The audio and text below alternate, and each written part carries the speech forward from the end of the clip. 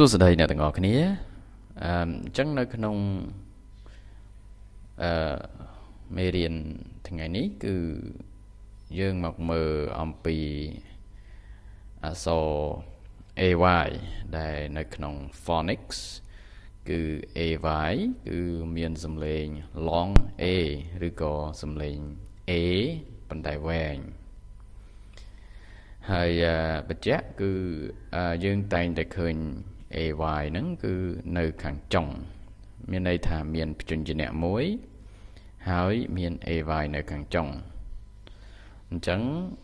យើងចូលទៅមើលឧទាហរណ៍ទាំងអស់គ្នាដើម្បីឲ្យបានយល់បន្ថែមហើយនឹងដើម្បីឲ្យការបញ្ចេញសំឡេងរបស់យើងនឹងកាន់តែល្អប្រសើរអញ្ចឹងយើងឃើញមានអក្សរ B ដែលជាព្យញ្ជនៈនៅពីមុខហើយយើងមាន AY អញ្ចឹងយើងដឹងហើយថា AY គឺមានសំឡេង A ហើយ B គឺមានសំឡេង B អូខេអញ្ចឹង B A B B B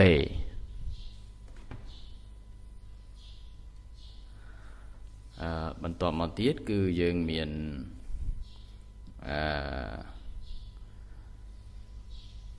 ពាក្យថា day គឺយើងមាន D ដែលជាព្យញ្ជនៈនៅពីមុខហើយយើងមាន AY ដដែលអញ្ចឹងយើងអានថា day day D A day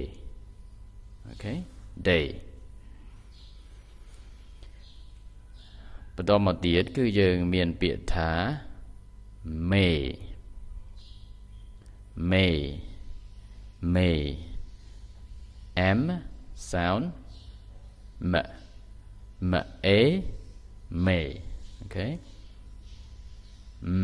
ឬក៏យើងថា sound A may បន្តមកទៀតគឺយើងមានពាក្យថា pay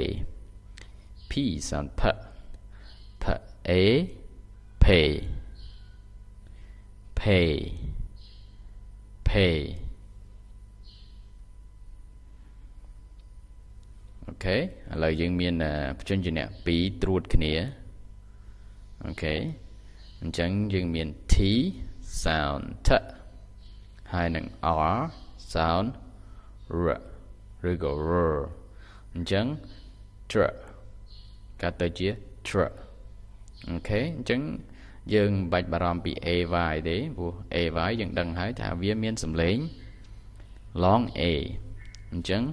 tr A tray tray tray អូខេ tray ហ្នឹងគឺមិនមែនកាហ្វេទេ tray ហ្នឹងគឺថាសសម្រាប់ដាក់ត្រូកាហ្វេហ្នឹងបន្តមកទៀតគឺយើងមាន3ព្យញ្ជនៈត្រួតគ្នាអញ្ចឹងយើងមាន S មាន P S គឺយើងដឹងហើយថា sound S អូខេតមកទៀតគឺយើងមាន P ហើយនឹង R ហើយកតុយគឺយើងមាន AY នឹងដដែលអញ្ចឹងពាក្យនេះគឺយើងអានថា spray spray spray យើងបញ្ចេញ S មកមុនមកហើយ P P R ឬក៏ R ហ្នឹងអញ្ចឹងយើង spray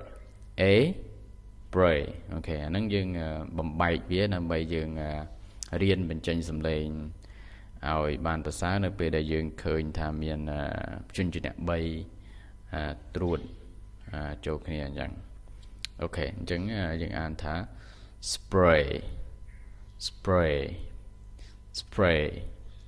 spray spray spray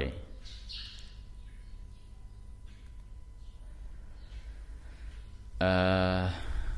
ន្ទាប់មកទៀតគឺយើងមានពាក្យថា clay អញ្ចឹង C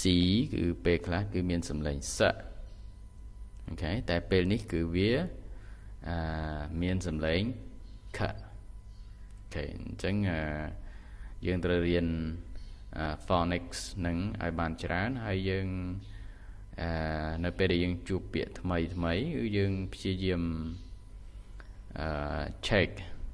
ដែលជាសញ្ញារបស់ស្រៈ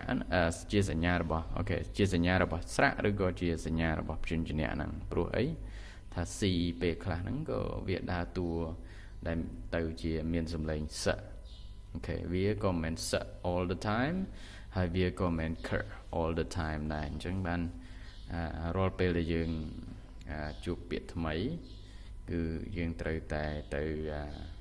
check នៅក្នុងវចនានុក្រមវចនានុក្រមមានទៅណាឆ្ងាយវចនានុក្រមនៅនឹងទូរស័ព្ទអ្នកទាំងអស់គ្នាហ្នឹងឯងអូខេហើយ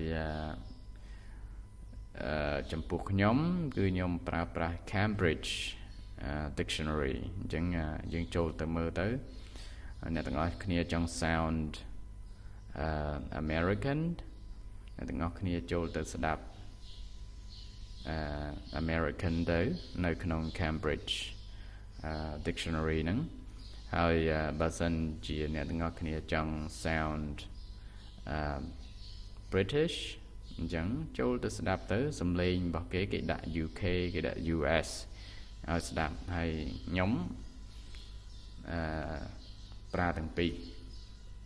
ដោយសារខ្ញុំវាមិនអាចជ្រើសរើសបានថាមួយណាជាមួយណាក្នុងការជ្រើសរើសនៅពេលដែលខ្ញុំនិយាយទេព្រោះយើងដឹងហើយថានៅពេលដែលនិយាយគឺយើងគិតរឿងផ្សេងទៅទៀតគិតរឿង context ដែលយើងកំពុងតែនិយាយអញ្ចឹងពេលខ្លះគឺយើងនិយាយលេីឡំគ្នាគឺពេលខ្លះទៅយើង sound American ហើយពេលខ្លះយើង sound British ហើយពេលខ្លះក៏យើង sound Australian English អញ្ចឹងមកអូខេហើយដោយសារតែយើងជួបមនុស្សចម្រុះជាតិសាសន៍ទៅហើយយើងរៀនពាក្យថ្មីពីគេអញ្ចឹងពេលខ្លះទៅយើង accent របស់យើងហ្នឹងគឺយើងនាំយើងទៅកាន់ sound ដែលយើងអត់បានដឹងខ្លួនទេតែវាមិនជាបញ្ហាទេព្រោះយើងជាអ្នករៀន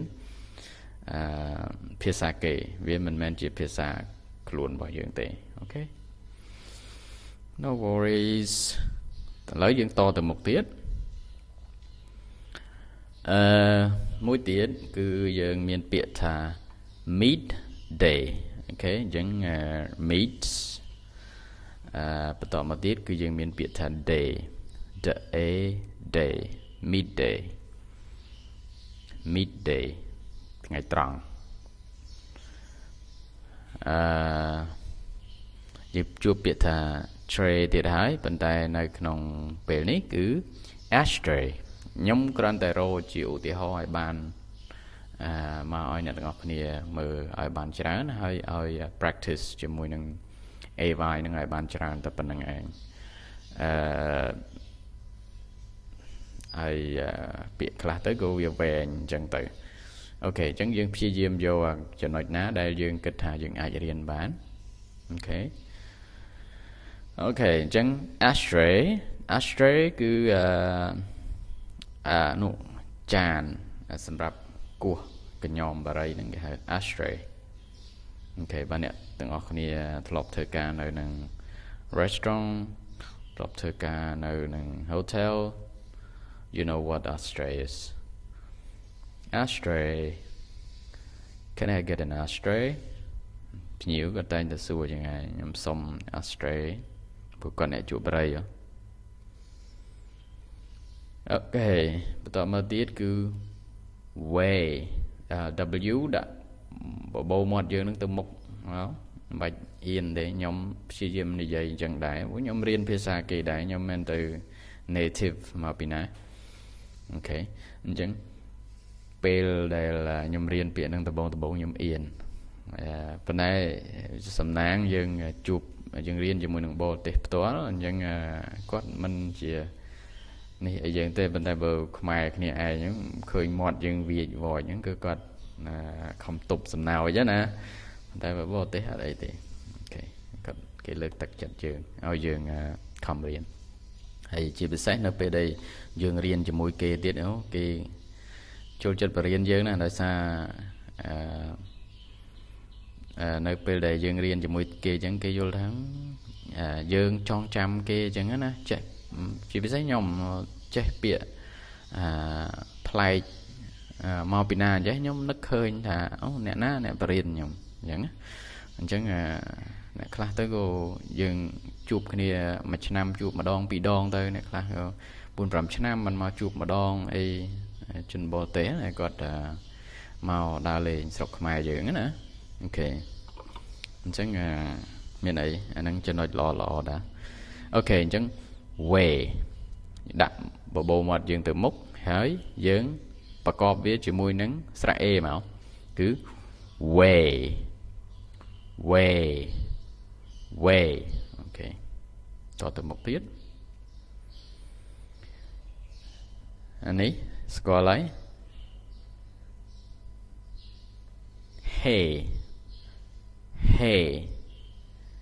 hey អញ្ចឹង h ពេលខ្លះគឺអត់មានសំឡេងទេដូចពាក្យអីគេដូចពាក្យ hour អូខេអញ្ចឹងអានោះនិយាយមានតែរូបរបស់វាទេប៉ុន្តែវាអត់មានសំឡេងទេវាគ្រាន់តែបានឈោមកពីមុខប៉ុណ្ណោះឯងអ្នកដែលបញ្ចេញសំឡេងគឺស្រៈរបស់វានៅខាងចុងអូខេអញ្ចឹងប៉ុន្តែអានេះគឺ hey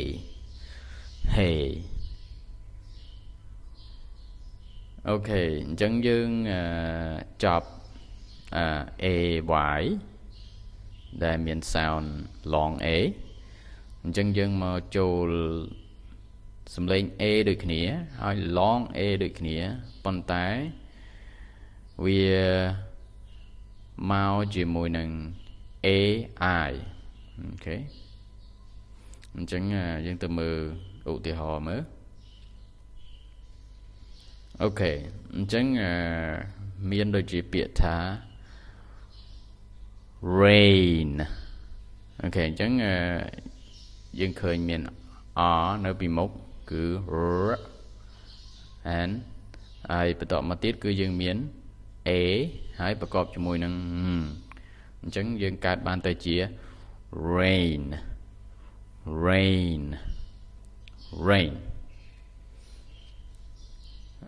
មួយទៀតស្តៀងទៅនឹង rain ចឹងឯងប៉ុន្តែមាន t នៅពីមុខអញ្ចឹង train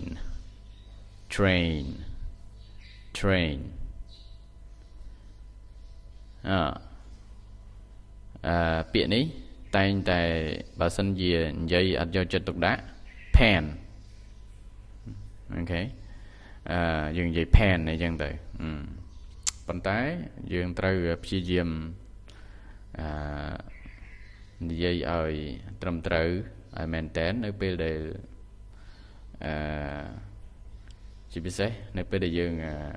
ដូចខ្ញុំធ្លាប់ធ្វើការឬក៏ខ្ញុំកំពុងតែធ្វើការជាមួយនឹងជនបរទេសអញ្ចឹងខ្ញុំព្យាយាមនិយាយប្រយ័ត្នប្រយែង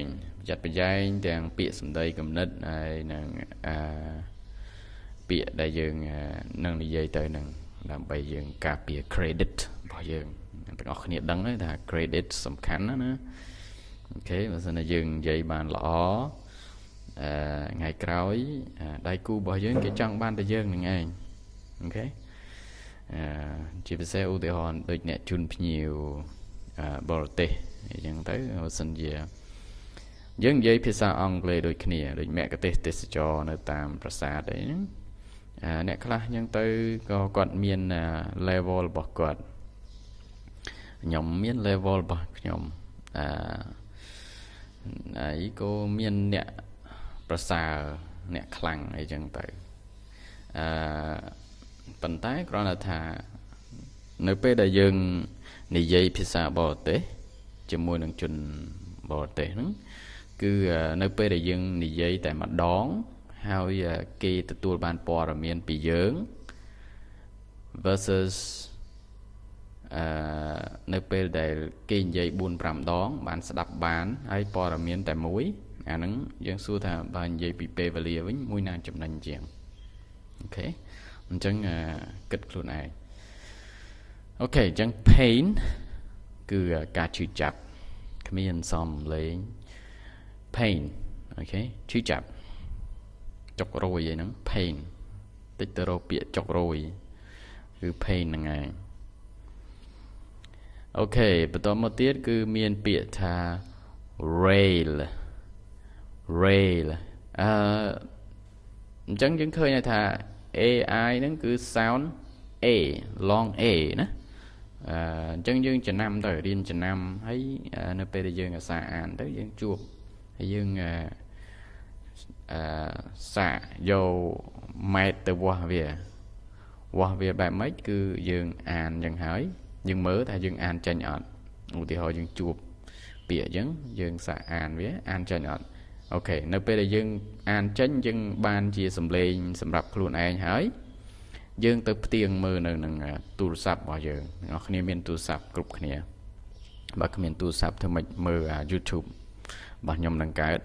អូខេអញ្ចឹងយើងចូលទៅ Cambridge Dictionary ហើយយើងសរសេរពាក្យហ្នឹងទៅហើយយើងទៅស្ដាប់ហើយយើងមើលផងកុំភ្លេចមើលគេហៅ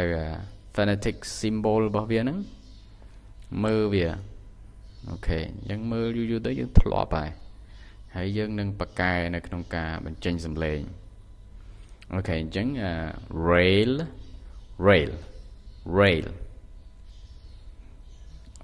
បន្តមកទៀតគឺយើងមានពាក្យថា nail ហ្នឹងគឺយើងប្រើបាន nail ដៃគោលហ្នឹងឬក៏ nail កញ្ចក់ក៏គេហៅថា nail ដែរអូខេអញ្ចឹងសំឡេងដូចគ្នាកុំច្រឡំនៅពេលដែលបរិបត្តិយើងនិយាយពី nail គឺនៅពេលដែលយើងនិយាយពីដៃពីកញ្ចក់អាហ្នឹងកញ្ចក់ហើយនៅពេលដែលយើងនិយាយពីដំក្តារធ្វើប្រទេសគឺយើង nail ដៃគោលហើយអូខេ nail បន្តមកទៀតគឺ tail កន្ទុយ tail អូខេបន្តមកទៀតគឺ snail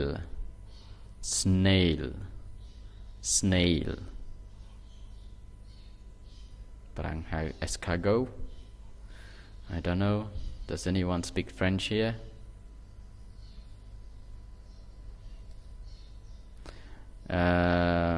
បន្តមកទៀតគឺយើងមានពាក្យថា W ទៀតហើយយើងជួប W អញ្ចឹងយើងដឹងថា W វាមាន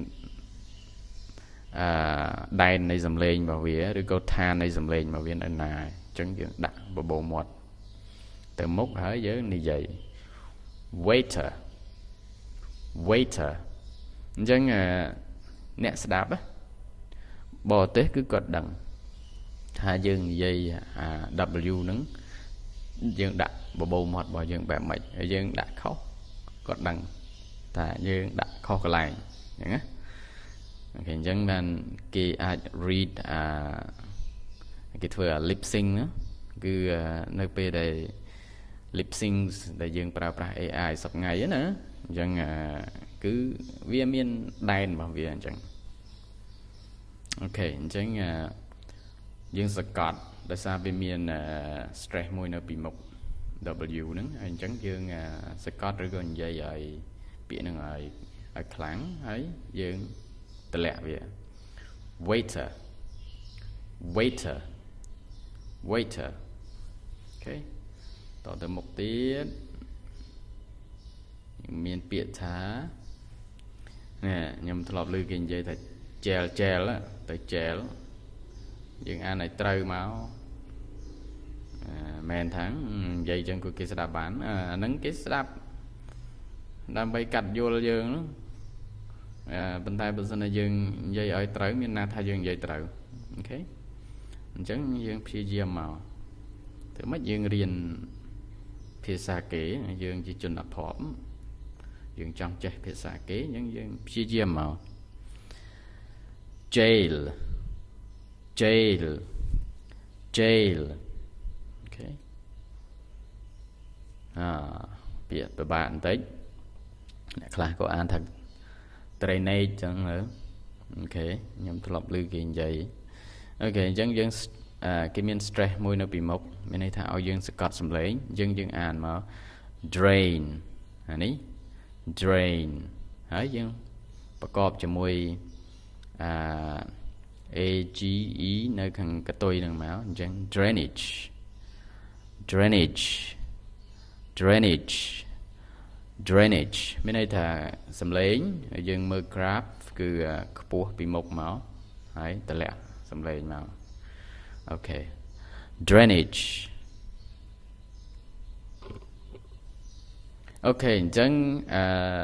សុំជូនតែ2នឹងសិនគឺ AY ហើយនឹង AI ដែលមានសំឡេង long A ឬក៏ A វែងអូខេបើអ្នកទាំងអស់គ្នាយល់ថាវីដេអូនេះមានប្រយោជន៍មិនបាច់ចែកម្លែកទេមើលឲ្យបានច្រើនដងទៅដើម្បីឲ្យចេះខ្លួនឯងអូខេអញ្ចឹងសូមអរគុណសូមជម្រាបលា Goodbye see you in the next video